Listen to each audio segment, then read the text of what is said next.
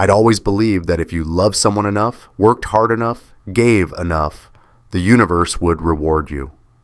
I was wrong about the universe. My wife told me she was pregnant on our 8th anniversary. I cried tears of joy. We'd been trying for 3 years. 2 weeks later, I found the congratulations text from my boss, Richard. It wasn't sent to me. Let me back up. 8 years. That's how long Rebecca and I had been married when everything fell apart. We met at a mutual friend's wedding when I was 27. One of those cheesy, caught the garter, she caught the bouquet moments that actually turned into something real. She was ambitious, sharp, had this laugh that made everyone in the room turn around. I was a software engineer, steady, maybe a little boring compared to her, but she said she liked that I was solid, dependable. We got married young by today's standards. Bought our first house in suburban Boston 3 years into the marriage.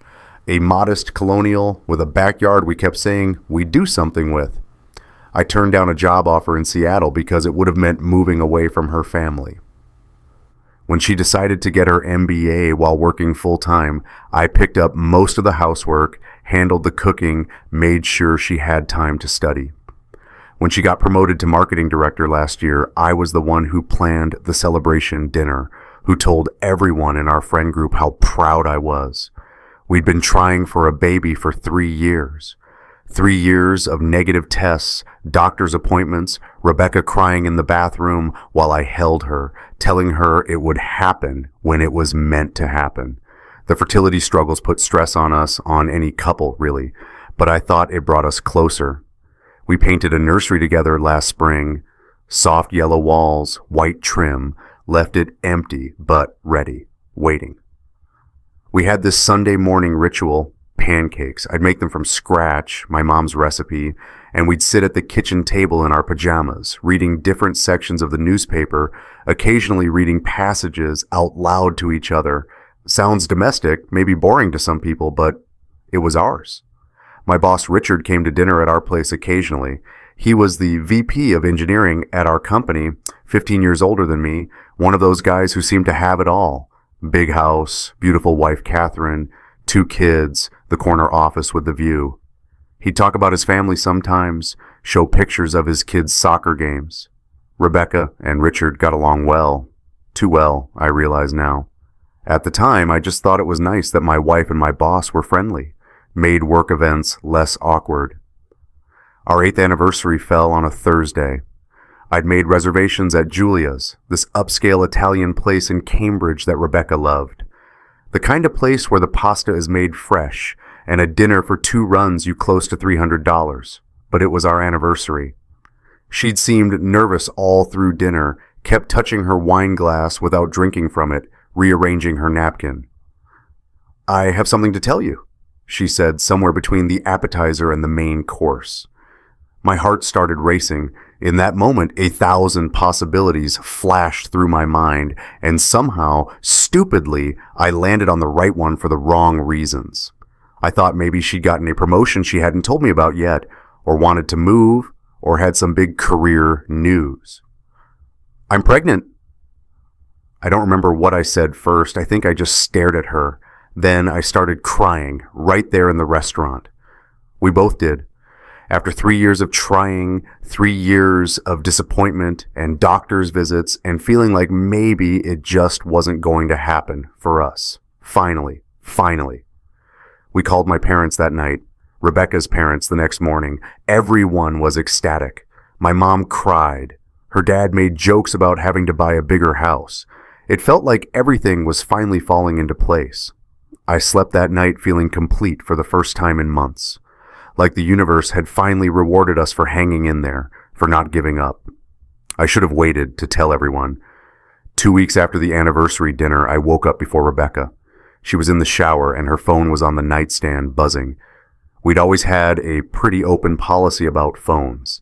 Not that we went through each other's messages, but there wasn't this weird protective secrecy either. The buzz was a text preview lighting up the lock screen. "Richard W., congratulations again, can't wait for tonight." I sat there staring at it. Richard W., my boss Richard, congratulations again.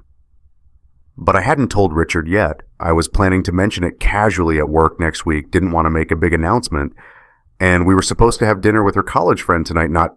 What did "can't wait for tonight" mean? The heart emoji sat there on the screen like a little red accusation. I took a screenshot. I don't even know why I did it. Instinct, maybe. Some part of my brain that was already 3 steps ahead of my conscious mind, already protecting myself. Then I put her phone back exactly where it had been.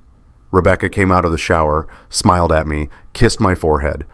"Morning, baby daddy," she said, and I watched her get dressed, this knot forming in my stomach that I couldn't untangle. I told myself there was an explanation. There wasn't. That week, I started noticing things I'd trained myself not to see. Rebecca had always been protective of her phone, but now I realized it was worse than I'd thought. She took it everywhere, to the bathroom, to check the mail, even just moving from the living room to the kitchen. She'd started putting it face down on surfaces, changed her passcode from our anniversary to something else. "Client dinner tonight," she'd say, and I'd nod, kiss her goodbye, tell her to have fun. Then I'd sit alone in our house and wonder when I'd become the kind of person who just accepted things without question. Richard mentioned in a meeting, casually, with this little smile, how challenging Rebecca's project must be with all her late nights. A few people around the conference table nodded. I felt my face get hot. Rebecca didn't work with Richard's division. She was in marketing. Why would he know about her late nights? I checked our shared Google Calendar. Rebecca had added events I didn't recognize. RW Sync appeared every Thursday evening for the past 3 months. RW, Richard W.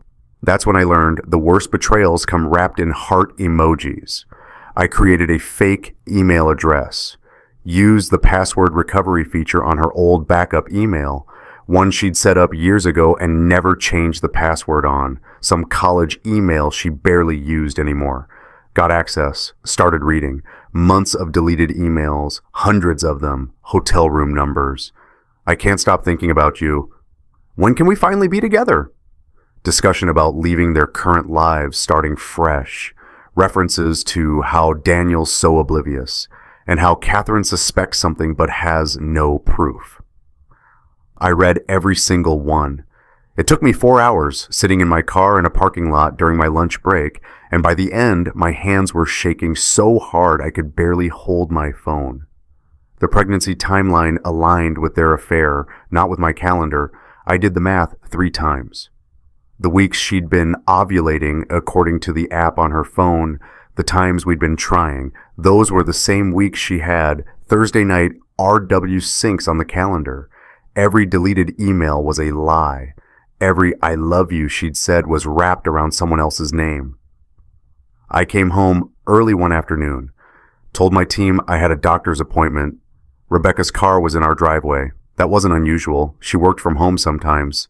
But Richard's black BMW was parked 2 houses down, partially hidden behind the neighbor's hedge.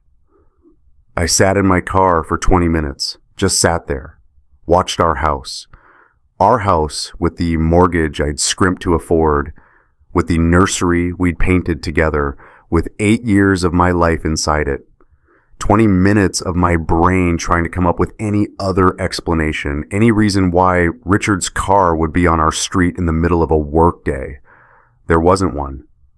I got out finally, walked to the front door, then changed my mind and went around back, used my key quietly on the back door, stood in our kitchen, listened, heard them upstairs, in our bedroom. The bedroom where she'd cried in my arms about negative pregnancy tests. The bedroom where she'd held me the night she announced she was finally pregnant. I pulled out my phone. Massachusetts is a one-party consent state for recording in your own home. I hit record, stood at the bottom of the stairs for 30 seconds, heard enough, more than enough. Then I left. Didn't confront them, didn't scream, didn't break anything, just walked out the back door, got in my car, and drove. I didn't scream, I didn't break anything, I just left. Because I realized they'd already broken everything that mattered. I ended up in a hotel room 40 minutes away.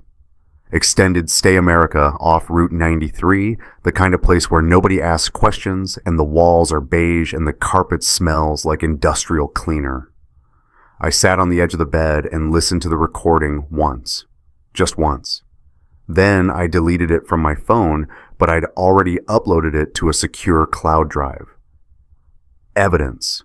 Even in my shock, I was thinking about evidence. The next 48 hours are blurry. I couldn't eat, couldn't sleep. Just lay there replaying 8 years of marriage, trying to figure out what had been real. The Sunday pancakes, had she been thinking about him during those? The nursery painting, had that been guilt? Our anniversary dinner when she'd told me about the pregnancy, had she already known it wasn't mine? On the third day, something changed. The grief turned into something colder, sharper. I thought about my father. He'd passed away 5 years ago, but I could still hear his voice. Son, angry people make mistakes. Calm people make plans. I'd been angry. So angry I could barely see straight. But anger wasn't going to get me what I needed. Anger would make me do something stupid, something impulsive. I'd lose leverage. I'd explode at them. They'd deny it or minimize it. I'd end up looking like the crazy, jealous husband. And in the divorce, I'd get screwed because I hadn't protected myself. No.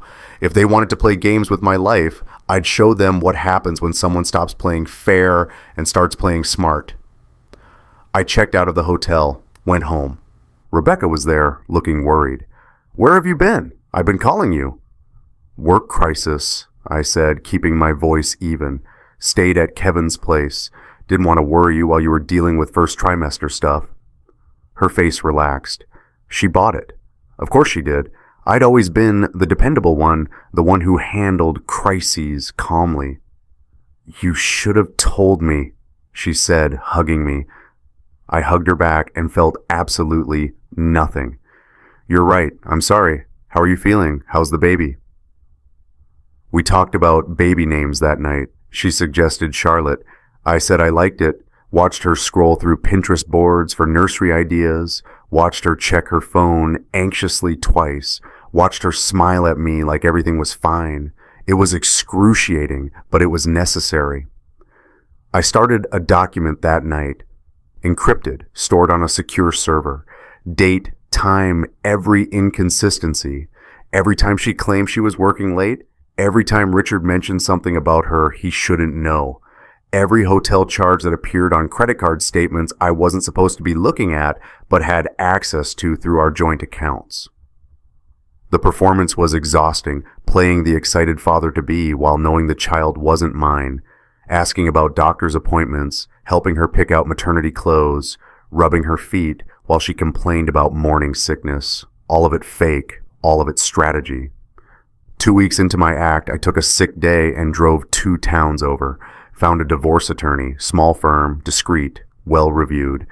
The lawyer's name was Patricia Chen. Late 50s, sharp eyes, no-nonsense demeanor. Massachusetts is a no-fault divorce state, she explained, but adultery can still affect asset division, especially if there's a prenup or postnup in play. There isn't one, I said. Then I'd recommend creating one now. I stared at her. Now? Why would she sign a postnuptial agreement now? Patricia smiled. It wasn't a warm smile. Because you're going to frame it as protecting your child's future. Given that you might be up for a promotion soon. I wasn't, but she understood what I was doing. You'll want to protect family assets.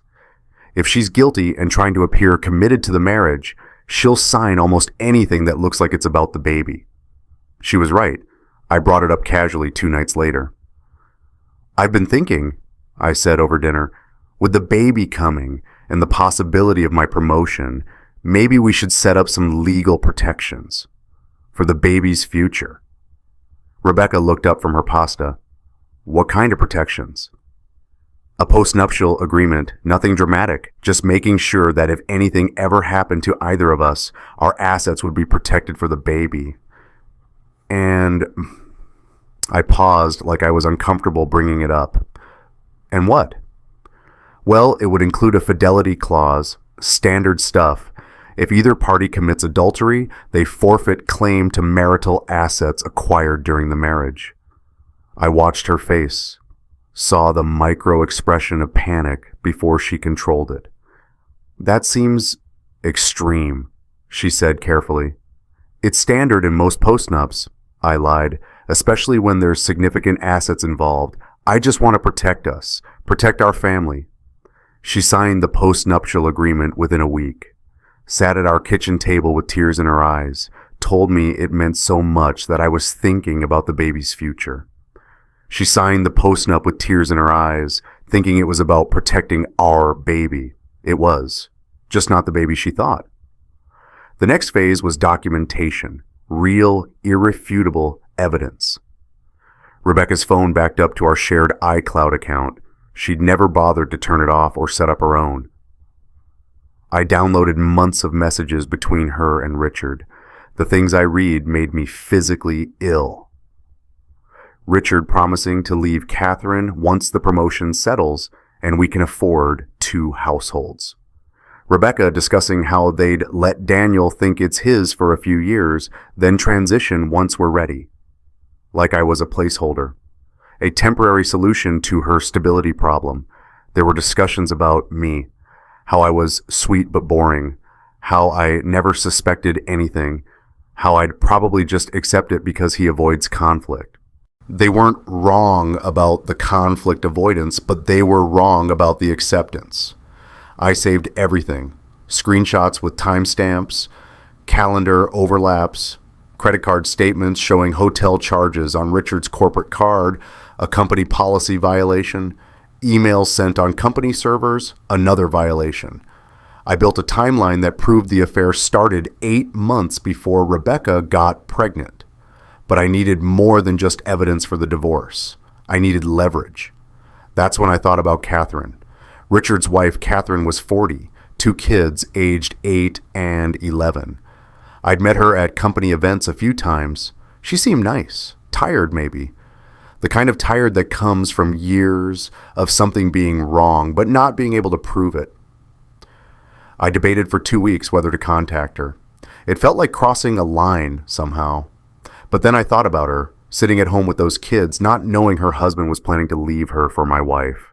She deserved to know, and more practically, if we coordinated, both of us could protect ourselves. I saw her at a grocery store one evening. She was alone, loading bags into a Honda Odyssey. I followed an impulse. "Catherine?" She turned, startled. Took her a moment to place me. "Daniel from Richard's work?" "Yeah, can we talk? It's important." Something in my face must have told her what this was about, because all the color drained from hers. We sat in her car in that grocery store parking lot for an hour. I showed her limited evidence at first, just enough to confirm what she'd probably suspected for months. Text messages mentioning Richard, timeline overlaps. She broke down, not surprised, crying, exhausted crying, the kind of tears that come from finally having proof of something you've known in your gut for years. "I found hotel receipts 6 months ago," she said.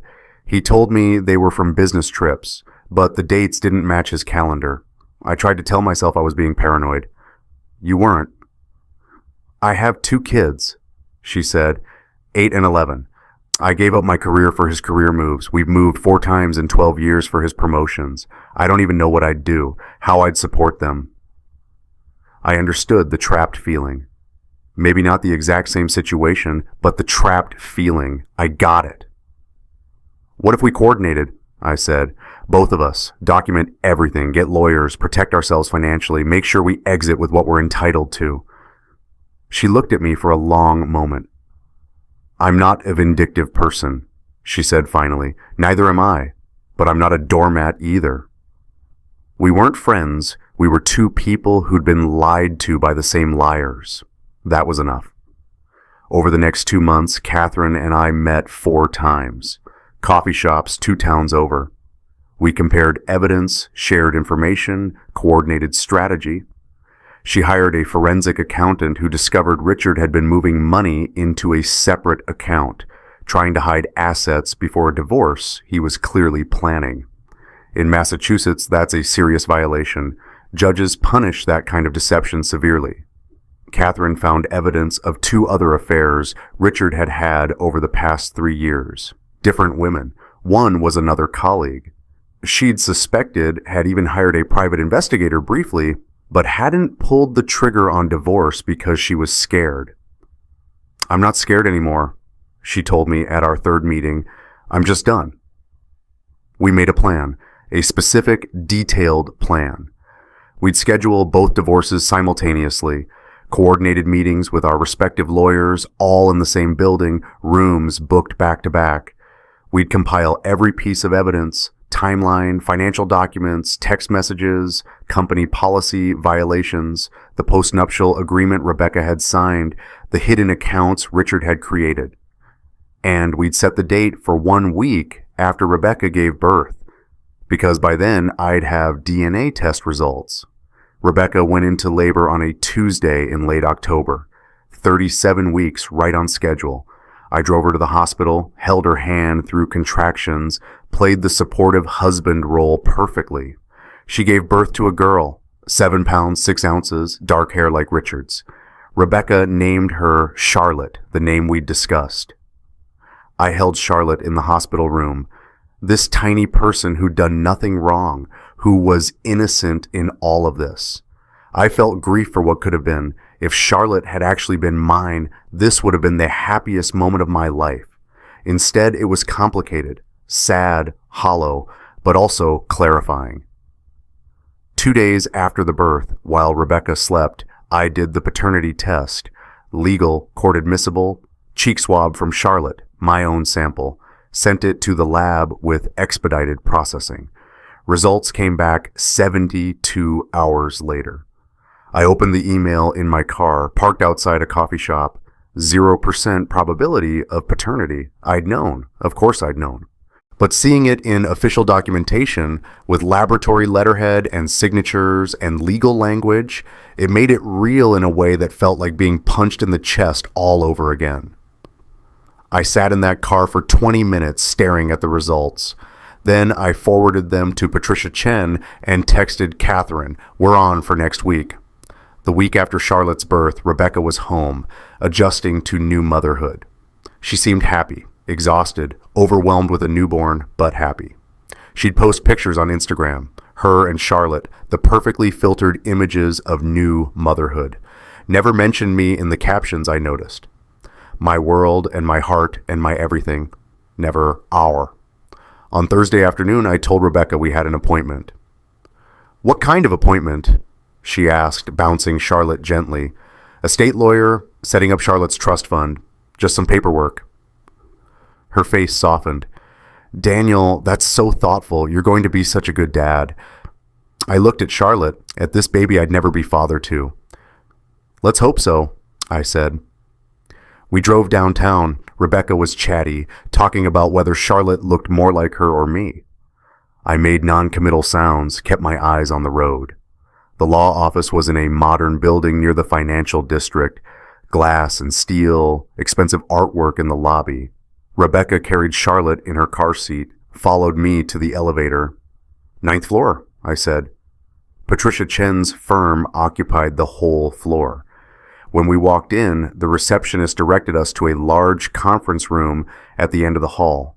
Rebecca's steps slowed as we approached. "This seems formal for a trust fund setup." "It's a significant amount of money," I said. "They want to make sure it's done right." She walked into the conference room first. I watched her face. Already seated at the long mahogany table, Patricia Chen, my divorce attorney. Another lawyer I didn't recognize. Catherine, looking calm and steel-eyed. And then, walking through a side door at the exact moment we entered, Richard. His face went white. He looked at Catherine, at me, at Rebecca holding Charlotte, back to Catherine. "What?" he started. Rebecca's voice was barely a whisper. "What is this, Daniel?" I set my briefcase down on the table. The conference room had good acoustics, high ceilings, that corporate echo. I could hear everyone breathing. Sit down, Rebecca. Daniel, I don't... Sit down. She sat, still holding Charlotte's car seat. Richard remained standing by the door, looking like he wanted to run. Patricia spoke first, her voice professional and cold. We're here to discuss two matters. First, the dissolution of marriage between Daniel Hayes and Rebecca Hayes. Second, evidence of adultery affecting the post-nuptial agreement signed on June 15th of this year. She slid a folder across the table to Rebecca. Rebecca's hands shook as she opened it. Inside, a timeline of the affair. Hotel receipts with Richard's credit card, screenshots of text messages, the Google Calendar overlaps, 8 months of documented evidence. The color drained from Rebecca's face. Daniel, let me explain. I'm not done, I said. Patricia continued, pulling out another document. DNA paternity test results conducted on October 29th. The test shows a 0% probability that Daniel Hayes is the biological father of Charlotte Hayes. She placed it in front of Rebecca. Official letterhead, laboratory stamps, undeniable. The postnuptial agreement you signed contains an explicit fidelity clause, Patricia went on. In the event of adultery, the offending party forfeits all claims to marital assets acquired during the marriage. That includes the house, the joint savings account, the retirement accounts, and any equity accumulated in the past 8 years. Rebecca's face crumpled. She looked at Richard, desperate. Richard, tell them... Richard wouldn't meet her eyes.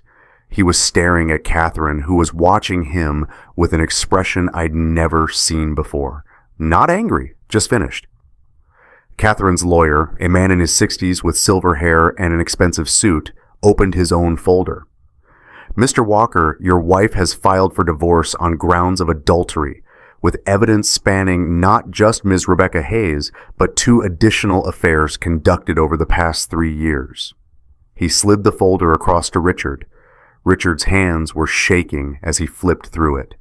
Hotel bills, credit card statements showing jewelry purchases for multiple women, private investigator reports with photos, emails from company servers.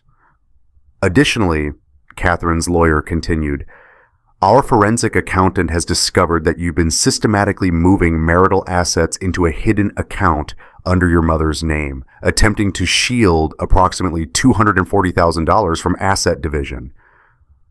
Richard's jaw actually dropped. He looked at Catherine. How did you know about the others? Catherine's voice was level, calm. I've known for a long time, Richard. I just finally decided I was worth more than being lied to. In Massachusetts, the lawyer went on, attempting to hide assets during divorce proceedings is viewed extremely unfavorably by judges. Combined with the adultery evidence and violation of company policy, using corporate resources for personal affairs, you're looking at losing the house, a significantly reduced custody arrangement, and potential professional consequences. He paused, letting that sink in. We've already forwarded evidence to your company's HR department and ethics board. Using a corporate credit card for hotel rooms with subordinates' spouses violates your company's ethics policy quite severely. Richard's face went from white to gray. You contacted my company? We submitted our findings to their ethics hotline yesterday, Catherine said. I believe they've already opened an investigation. The room went silent except for Charlotte, who started to fuss in her car seat. Rebecca picked her up automatically, holding her against her chest, but her eyes were on me.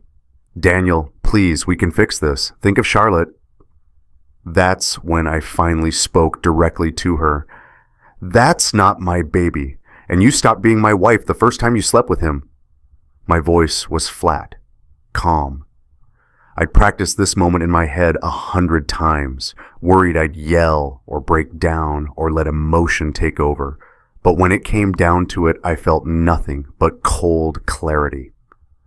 You wanted me to raise your baby? Here's what I'm raising instead, the standard for how not to be a doormat. Rebecca's face contorted. She turned on Richard. You said he'd never find out. You said we'd be careful. Richard finally found his voice. You said you'd leave Catherine. Rebecca's voice rose, cracking. You said we'd be together. You said after your promotion we could finally... I never promised. Don't you dare, Rebecca hissed. Don't you dare act like this wasn't your plan too. They started tearing into each other, right there in the conference room, Rebecca accusing Richard of using her, Richard accusing Rebecca of being delusional about their future, both of them desperate, drowning, trying to find someone else to blame. Catherine stood up, smoothed her skirt, looked at Rebecca holding Charlotte. You can have him, she said quietly. Enjoy the debt. Then she walked out. I followed. In the hallway, Catherine paused, looked at me. Thank you, she said. For what? For making me realize I wasn't crazy, that I deserved better. You did this yourself, I told her. I just helped you see it. She smiled. It was tired but real. Good luck, Daniel. You too. I walked out of that building and stood on the sidewalk. It was a cold November afternoon, the kind where the sun's out, but there's no warmth in it. I could hear traffic, smell coffee from a shop next door, feel the wind cutting through my jacket. Walking out of that building, I felt something I didn't expect. Not quite relief, not quite regret, something heavier. I'd won. Legally, strategically, completely. Rebecca would leave our marriage with almost nothing. Richard was facing professional ruin and a divorce that would cost him his house and most of his assets. I had evidence, documentation, the moral high ground. So why did I feel hollow? The next few weeks were a blur of paperwork and lawyers. The divorce moved forward quickly. No contest from Rebecca given the post-nup and the evidence. She tried calling a few times. I never answered. Patricia handled all communication through lawyers. Word spread. Not through me. I didn't tell anyone the details, but somehow people found out. Rebecca's parents reached out to me, apologizing, saying they were horrified by what their daughter had done. They'd been so excited about the pregnancy, about finally having a grandchild. Finding out she demanded I raise another man's baby while continuing the affair, they couldn't reconcile that with the daughter they thought they knew. Rebecca's mother called me crying. We're so sorry, Daniel. We don't even know who she is anymore. My own family rallied around me. My brother flew in from Chicago, spent a weekend making sure I was eating, wasn't spiraling. My mom kept calling to check in. They were angry on my behalf in a way that was both comforting and exhausting. At work, HR called me in. Professional, discreet. We're conducting an investigation into Richard Walker, they told me. We can't share details, but we wanted you to know you're not in any trouble. And if you need any accommodations, different reporting structure, schedule adjustments, let us know. A week later, I heard through the grapevine that Richard had been demoted. Not fired. The company was too worried about wrongful termination lawsuits, but demoted significantly. Relocated to a smaller office in North Carolina, effective immediately. Our mutual friends, the couples we'd done game nights with, the people we'd had over for backyard barbecues, didn't know how to handle it. Some reached out, awkwardly. Hey man, heard you're going through some stuff. Here if you need anything. Others just disappeared. I understood. Divorce makes people uncomfortable. Divorce with this level of betrayal makes people very uncomfortable. The house sold in 3 weeks. Good market, good neighborhood. I took my share, the lion's share, thanks to the post-nup, and moved into a condo downtown. 9th floor, floor-to-ceiling windows, view of the Charles River. Completely different from the suburban colonial. No memories. I started therapy. My therapist, Dr. Sandra Park, was in her 50s, calm, made me feel like I could say anything without judgment. You're angry, she observed in our 3rd session. Shouldn't I be?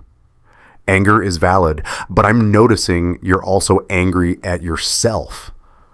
That hit something. I'd been trying not to look at that part. I ignored the signs, I said, for months, maybe longer. The emotional distance, the phone secrecy. I told myself I was being paranoid, that I was being a good husband by trusting her. And now you're punishing yourself for that trust? I'm angry I was so naive. Dr. Park leaned forward. Daniel, trust in a relationship isn't naivety. Betrayal isn't something you cause by being trusting. Rebecca made choices. Those choices weren't your fault. Intellectually, I knew that. Emotionally, I was still working on it. The divorce was finalized in February. Valentine's Day, ironically. I was legally single again, no longer tied to Rebecca, no longer responsible for Charlotte. I threw myself into work. Got a promotion I'd been putting off pursuing, senior software architect, significant pay bump. My manager mentioned they were glad to see me focused again. I wasn't sure if that was a compliment or a comment on how checked out I'd been during my marriage. I joined a recreational soccer league, met some guys who didn't know anything about my past, who just wanted someone to play midfield and grab beers after. It was refreshing to be around people who saw me as just me, not that guy whose wife cheated with his boss. But I still felt off balance, like I was performing stability instead of actually having it. 6 months after the divorce, I ran into Catherine at a coffee shop in Brookline. We both froze, then simultaneously laughed at the awkwardness. "How are you?" I asked. "Getting there," she said. "You?" "Same." We sat, caught up. She'd finalized her divorce too, kept the house, had primary custody of the kids. Richard was in North Carolina paying child support, saw the kids 1 weekend a month. "He's already dating someone," Catherine said, stirring her latte. "Met her at his new office." "That was fast." "That's Richard. He can't be alone. Needs someone to validate him constantly." We were quiet for a moment. "I saw Rebecca last week," Catherine said carefully. My stomach tightened. "Where?" "Whole Foods. She was with Charlotte. The baby's beautiful." I didn't say anything. "She looked lost," Catherine continued. "Tired. Like she's figuring out that being a single mom is harder than she thought." I felt something unexpected. Not satisfaction, not vindication, just sadness. That night, I did something I'd avoided for months. I looked at Rebecca's Instagram. She'd blocked me, but I used a mutual friend's account that still followed her. Her feed had changed. No more perfectly filtered shots of lattes and brunch. Just one photo from 3 weeks ago, her holding Charlotte. No caption. Charlotte was bigger now, looked more like a little person than a newborn. Rebecca looked exhausted, no makeup, hair in a messy ponytail. I closed the app, felt something complicated and uncomfortable. Later, lying in bed in my condo with its city views and its lack of memories, I thought about what I'd done. The plan, the coordination with Catherine, the law office confrontation, the systematic dismantling of Rebecca's life. Did the punishment fit the crime? Rebecca had lied to me, cheated on me, gotten pregnant by another man, and expected me to raise that child while she continued the affair. The betrayal was profound. The disrespect was staggering. But watching her lose her family, her support system, her financial security, end up raising a baby alone while Richard moved on to someone new in another state, was that justice or just revenge? I didn't regret leaving, not for a second. I deserved better than what she'd given me. But I wondered sometimes if the coldness of how I'd done it, the calculation, the trap, the public exposure, if that had cost me something too. Dr. Park asked me about it in therapy. "Do you regret how you handled it?" "I don't regret protecting myself legally. I don't regret getting out. But I wonder if I lost something in the process. If becoming that cold, that strategic, if it changed me in ways I can't undo." She was quiet for a moment. "Do you think you could have left differently?" Maybe. Confronted her privately, handled it without the big reveal, without involving Catherine and coordinating everything. Would that have felt like justice to you? I thought about it. No, probably not. Then maybe the cost was worth it. Maybe you needed to feel like you had power in a situation where you'd been made powerless. Maybe. 1 year after the divorce, I started dating again. Nothing serious at first. A few coffee dates that went nowhere. One woman I saw for a month before we mutually agreed we weren't right for each other. Then I met Emily at a company event. She was a UX designer, worked in a different division, funny, sharp. Had this way of calling me on my bullshit without being mean about it. We started talking, then texting, then actual dates. I told her about Rebecca on our 4th date, gave her the abbreviated version. Married young, wife cheated, got divorced. Didn't mention the pregnancy or the boss or the law office confrontation. That must have been hard, Emily said. It was, still is sometimes. Are you okay now? Was I? Getting there, I said. We've been seeing each other for 3 months now, taking it slow. I'm cautious in ways I wasn't before. Watch for red flags, notice patterns. Emily's patient with it, but I can tell sometimes my hypervigilance frustrates her. I'm not her, she said once after I questioned why she'd been late to meet me. I know, I'm sorry, I'm working on it. And I am. In therapy, in my actual life, trying to figure out how to trust again without being naive, how to protect myself without being paranoid. Catherine and I text occasionally. Friendly updates. She's thinking about moving to Oregon to be near her sister, getting the kids away from the memories here. I think that's probably healthy. Last month, she sent me a text. Do you think we did the right thing? I didn't answer immediately. Thought about it for a few days. Finally wrote back. I think we did what we needed to do to survive it. She replied with a thumbs up. Then, after a pause, I hope you're happy, Daniel. Really. You too. I don't know if I'm happy yet, but I'm not drowning anymore. I'm not that guy sitting in an extended stay America, listening to recordings of his wife with another man, feeling like his whole world had collapsed. I'm not who I was before Rebecca either. That guy was more trusting, more open, less guarded. I miss him sometimes, but I don't know if I'd want to be him again. That openness made me vulnerable in ways I can't afford anymore. My life now is different.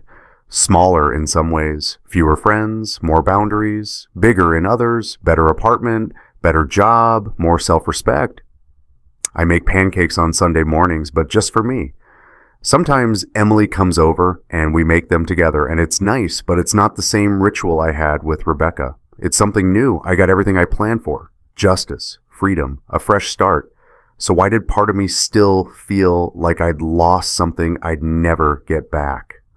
Because that's the thing about betrayal. Even when you win, when you get the divorce, the assets, the moral high ground, the satisfaction of watching them face consequences, you still lost the relationship you thought you had. You still lost the future you'd imagined. You still lost the version of yourself that could trust completely. I used to believe that if you loved someone enough, worked hard enough, gave enough, the universe would reward you. Now I know the universe rewards people who respect themselves enough to walk away from people who don't. Rebecca taught me that, not intentionally, not kindly, but thoroughly. If you're in a situation like I was, if you're reading this and recognizing yourself in my story, here's what I'd say. Document everything. Protect yourself legally and financially before you confront. Don't let guilt or fear or the sunk cost of years together trap you in a relationship with someone who's actively betraying you. You're not responsible for fixing someone else's betrayal. You're not obligated to make it easy for them. And you're not cruel for protecting yourself. The hardest part?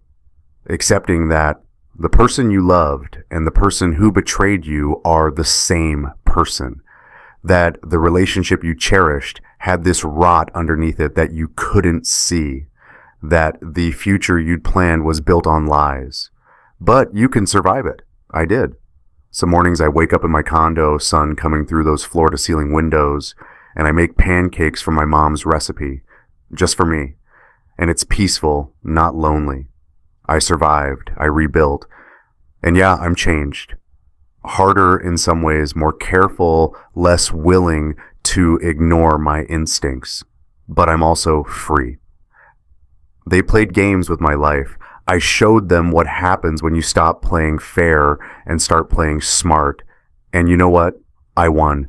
Not because I destroyed them, but because I saved myself. That has to be enough.